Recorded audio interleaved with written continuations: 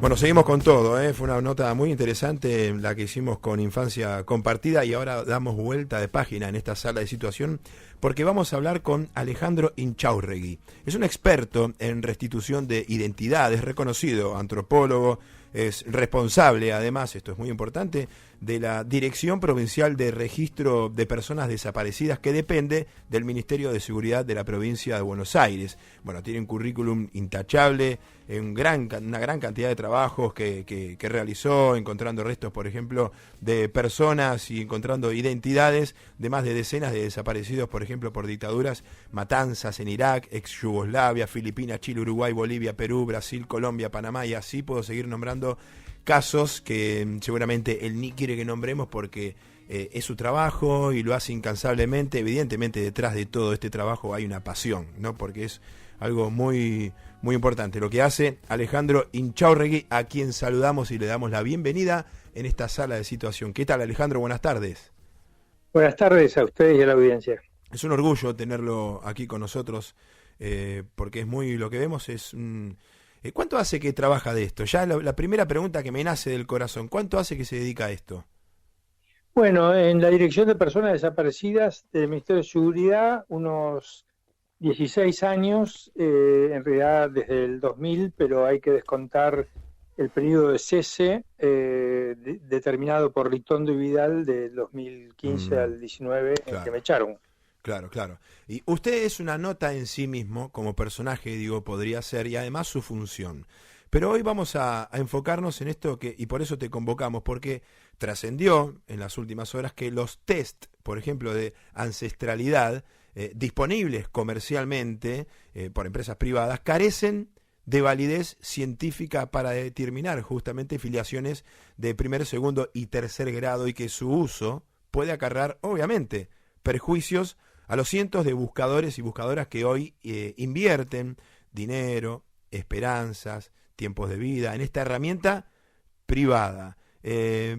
Primero contanos qué es un test de ancestralidad. Bueno, un test de ancestralidad o de ancestría, son sinónimos, son test que se comercializan libremente, cuya venta no está reglamentada Ajá. y que básicamente se ofrecen con tres fines, básicamente. Uno es predecir qué enfermedades puede desarrollar la persona que se hace el test, para lo cual tiene que enviar una muestra de su ADN. Otro es hacer un poco genealogía, es decir, saber de dónde son sus ancestros. Y la tercera sería el tema que nosotros estamos interpelando, el tema de la identidad de origen. Claro. ¿Por qué? Porque uno remite su muestra de ADN, le remite una base de datos que uno desconoce en qué consiste, y supuestamente le responden por correo electrónico, digamos, la existencia o no en la misma base de datos de familiares biológicos. Uh-huh. Ahora, en virtud de que de que la gente que busca esa identidad de origen no dispone de otra herramienta, como por ejemplo el Banco Nacional de Datos Genéticos, que es muy selectivo para los casos del terrorismo de Estado, para hijos e hijas de desaparecidos, Uh-huh. y un poco enganchando con ese ejemplo que tomo, es la única base de datos genéticos del Estado, la Claro. del Banco Nacional de Datos Genéticos, que a su vez en los chequeos tiene ya más de 14.000 negativos. Ajá. Entonces, para gente solo nacida en el periodo 76-83, hay 14.000 personas que se cotejaron con el Banco de Datos Genéticos y resultó negativo. Mm. Esas personas, más la gente que nació con antelación y con posterioridad a esa fecha, en ocasiones recurre a los test de ancestría pensando que puede ahí hallar familiares biológicos y Claro. por ende llegar a quien es su madre y su padre biológico. Entonces, sucedía que en la Dirección de Personas Desaparecidas, a mi cargo, nos hacían consultas, algunas veces sobre la validez de dichos test. Uh-huh. Y en ocasiones nos pedían contactar a gente que tenían por ahí el nombre y el apellido, pero querían que nosotros mediemos y seamos como la interfase Claro. entre esa gente supuestamente vinculada biológicamente y el buscador. Sí. Entonces, a mí me generaba muchas dudas y suspicacias porque se desconocen qué protocolos se utilizan, se desconoce la envergadura y la potencia genética de los test, se desconoce quiénes son los profesionales, hay una ausencia franca de cadena de custodia en el envío de la muestra, no se sabe qué algoritmos se utilizan, hay toda una serie de cosas que lo pone un poco en las antípodas de lo que es un procedimiento forense. Es decir, cuando hay un procedimiento forense, para la toma de una muestra hay una cadena de custodia, que esto implica la toma de la muestra, el empaquetado, la preservación, el transporte, Claro. todo de acuerdo a protocolos aceptados. Y en cuanto al método científico para determinar, en el caso de los hijos desaparecidos, el conocido como índice de habilidad, bueno, hay un método científico que está validado. En los test de ancestría no hay nada de eso. Entonces, nosotros no podemos decir simplemente como burócratas, decir, bueno, nosotros estamos en desacuerdo porque se nos ocurre. Claro. Entonces lo que hicimos fue hacer una interconsulta al ámbito que nos parece natural, que es el Ministerio de Ciencia, Tecnología e Innovación, a cargo del licenciado Daniel Filmus. Sí. Quien lo remitió a un programa del propio ministerio que se llama Poblar, que es un programa de genética poblacional. Entonces nosotros le enviamos un cuestionario con 7 preguntas, muchas de ellas no una simple pregunta, sino con cierto sustento de por qué hacíamos la pregunta, y ellos no respondieron. Entonces, se reunió el comité científico del programa Poblar, coordinado por el doctor Rolando González José, y nos respondieron pregunta por pregunta. Entonces, la primera pregunta era básicamente si los test de ancestralidad tienen validez científica para determinar parentesco y o filiación, o deben tomarse como pruebas orientativas. Y la respuesta comienza diciendo no, los test de ancestralidad disponibles comercialmente no tienen validez científica para determinar parentesco y o filiación, principalmente por la ausencia de algo que yo he explicado antes, de trazabilidad de los métodos y demás. ¿Y sirve como orientativa? Sirve como orientativa, sí y solo sí. En la misma base de datos hay gente que se está buscando recíprocamente. Muy limitado, Entonces, claro. pero ¿qué pasa? Como son test, son bases de datos que uno desconoce en general cuál es la envergadura. Una cosa es una base de datos de 1,5 millones de muestras y otra cosa es una base de datos de 10 millones que siguen siendo pequeñas para cuando uno busca identidad biológica. Pero entonces cuando... Pero a su vez... Sí. a su vez, esta base de datos está constituida principalmente por gente de países desarrollados, europeos o norteamericanos y demás. Claro. O sea que la población argentina, que que está incluida en esta base de datos, es pequeña. Sí. Entonces, las posibilidades son menores. Pero entonces una persona, porque viendo lo flojo de papeles que está esto, en el ámbito privado, ¿a dónde debe recurrir aquella persona que sospecha de su identidad, de sus orígenes? ¿Cuál es la seguridad y la posibilidad de que pueda tener un resultado? Bueno, primero yo creo que esto es una creencia mía, creo que habría que abrir el Banco Nacional de Datos Genéticos, que es una cosa muy restrictiva, específicamente para los hijos e hijas desaparecidos. Creo que habría que abrirlo a todos los que buscan, porque en virtud, además, esencialmente, del principio de igualdad, que todos somos iguales ante la ley, tenemos los mismos derechos. Claro. Primero. Segundo, si esto se judicializa, si un caso se judicializa, entonces el Poder Judicial tiene sus asesorías periciales donde se puede hacer un test de filiación, pero 1 contra 1. Uno tiene que postular que X persona está vinculada biológicamente conmigo, y entonces, en el marco de una causa judicial, la justicia puede determinar que se haga un cotejo. Y si no, realmente se cierran, digamos, las puertas, y precisamente por eso es lo que lleva a la gente a apelar a los test de ancestría. Lo que pasa es que, digamos, ahí hay, como vos lo decías, como flojo de papeles, no informan, primero son test pagos, son comercios, Sí. y segundo, no informan realmente sobre este tipo de detalles.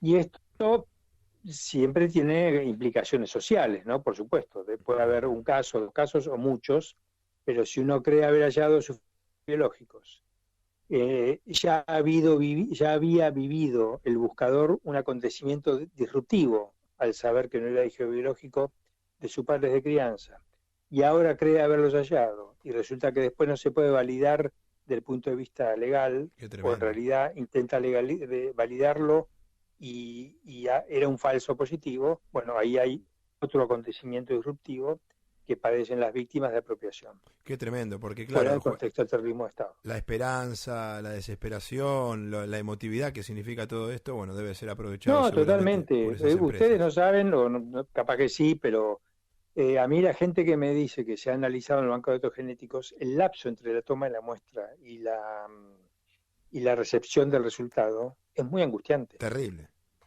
Y después son cosas que uno como que no está en el tema, no se imagina que eso sucede. Y después se enteran que eso en realidad no es tan así. Ahora, voy a cambiar un poco de tema, porque también entiendo que desde la dirección que presidís, Alejandro, se buscan prófugos con recompensa. ¿Hay una estimación de cuántos se encuentran con la difusión de los datos? ¿Y si se pagan, por ejemplo, esas recompensas? Sí, a ver, ¿cuál es la pregunta exactamente? Vamos por parte. Sí, bueno. ¿Cuántos ofrecimientos de recompensa hay en el presente en la provincia de Buenos Aires? Sí, todo lo que es estadística en este ámbito a mí me interesa. Lo que tengas más a mano está bueno, porque siempre nos encontramos, más que nada los que hacemos policiales, judiciales, nos encontramos con este tipo de causas. ¿Y hay una estimación de cuántos se encuentran con la difusión de estos datos? Sí, no hay una estimación, hay una cifra exacta que quizás no te puedo dar en este momento, porque no pensé que, está bien, no me ibas a hacer esta pregunta, pero la tengo desde ya. Pero el primer caso en la provincia de Buenos Aires por el cual se ofreció una pública recompensa fue el de José Luis Cabezas. La ofreció el gobernador Duhalde, no había todavía un programa en la provincia de Buenos Aires, en el Ministerio de Seguridad, pero cuando se creó el Ministerio de Justicia y Seguridad, hoy están separados, el primer ministro fue el doctor León Carlos Ardanian y él trajo un programa de ofrecimiento de recompensa. Qué loco, pensé que era hace mucho más, ¿eh? No, esto debe haber sido 1999, 2000. Sí. Es más, el ofrecimiento por el caso de Cabezas le precedió a la existencia del programa, pero fue el único caso. Después hemos ofrecido alrededor de 200 casos y hay dos motivos por el cual se ofrecen recompensas. Ajá, a ver. Uno, por esclarecimiento de casos. Sí. Otro, por detención de prófugos. En el caso de detención de prófugos, bueno, la persona que aporta el dato donde está el prófugo, básicamente cobra el dinero en cortísimos plazos. Bien. Pero cuando se trata de un esclarecimiento, el aporte informativo tiene que transcurrir, digamos, el juicio tiene que tener sentencia firme. Claro. Por eso pueden pasar años. Sí, tal cual. Ahora, también sucede que, dado la inflación que tenemos, algunos montos de ofrecimiento de recompensa han quedado rezagados a montos irrisorios, 50.000 pesos, 100.000 pesos. Entonces, en este momento, estamos remitiendo a las fiscalías respectivas una consulta a ver si todavía tiene interés en que se ofrezca pública recompensa, o puede suceder que la persona, el hecho se haya esclarecido, que se haya puesto a derecho, que haya fallecido el imputado. Entonces, estamos con un proceso de actualización. Claro. Hoy estamos ofreciendo entre 2,5 y 5 millones de pesos por, digamos, según el caso. Pero ¿no? Sirve, en el medio de una investigación, ¿hay un antes y un después de esa publicación por recompensa? ¿Sirve mucho? Y entiendo que además deben haber recibido 1.000 llamados que, por otro lado, complica la investigación. No recibimos 1.000 llamados. No son tantos los que llaman, más bien son pocos. Pero primero se le aclara al fiscal que, digamos que no es que se cometió un homicidio hace 3 semanas y la persona, por el fiscal, para descomprimir la situación entre la familia que reclama el esclarecimiento, dice, bueno, vamos a ofrecer una recompensa. Sí. Entonces nos lo piden. Y digo, no, mire, agote las instancias investigativas habituales. Claro. Porque si no, digamos, se desvirtúa un poco el concepto. Después, bueno, hay gente que aporta el por correo electrónico o llamando por teléfono y básicamente nosotros observamos, esto sin tener evidencia empírica en este momento ante mí, pero hay como ciertos prófugos por algunos delitos en que la gente es mucho más enfática en aportar información. Uh-huh. Por ejemplo, los casos de abuso sexual y sobre todo cuando las víctimas son niños o niñas, bueno, es como que ahí sí la gente pareciera que se pone con más énfasis a buscar y aportar información. Por otro lado, como de la mano del ofrecimiento de pública recompensa, hay una difusión de la imagen del prófugo. Entonces, a veces nosotros simplemente difundimos la imagen y a veces no hay ofrecimiento de recompensa, pero ya la sola difusión de la imagen ya acarrea aportes informativos. Claro. Que por supuesto, sin valorarlo, se trasladan al fiscal como uno lo recibe y el fiscal actuará en consecuencia. Sí. Que sea cuantitativamente algo como descollante, no lo es. Uh-huh. Pero, bueno, ha permitido resolver varios casos y siempre se preserva la identidad de quien aporta la información porque es una cuestión esencial, ¿no? Claro, obviamente. Bueno, Alejandro Inchaurregui, gracias. Esto es un comienzo. La verdad que tenemos mucho para preguntarle, no nos da el tiempo, pero lo vamos a molestar seguramente más adelante. Gracias por este panorama y por explicarnos este gran trabajo que hacen, ¿eh? Bueno, con mucho gusto. Gracias a ustedes. Fuerte abrazo. Alejandro Inchaurregui, experto entonces en restitución de identidades, hablando un poco de aquellas recompensas para personas que están desaparecidas, prófugas, para las que informen acerca de esa persona que está buscada, por ejemplo, pero fundamentalmente hablamos sobre aquellas personas que buscan su origen, su familia, de dónde vienen y que van a una empresa privada y esa empresa privada les da el resultado. Tienen, qué bueno, encontré a mi familia. No, no es tan así, es un tema muy delicado. No tiene validez científico, entonces claro, esa familia que aportó dinero, tiempo, esperanzas y una vida misma incluso en esa búsqueda, no tiene ese resultado. Muy interesante este tema para seguir evaluando. Sala de Situación con Sebastián Domenech, tercera temporada. Espacio publicitario.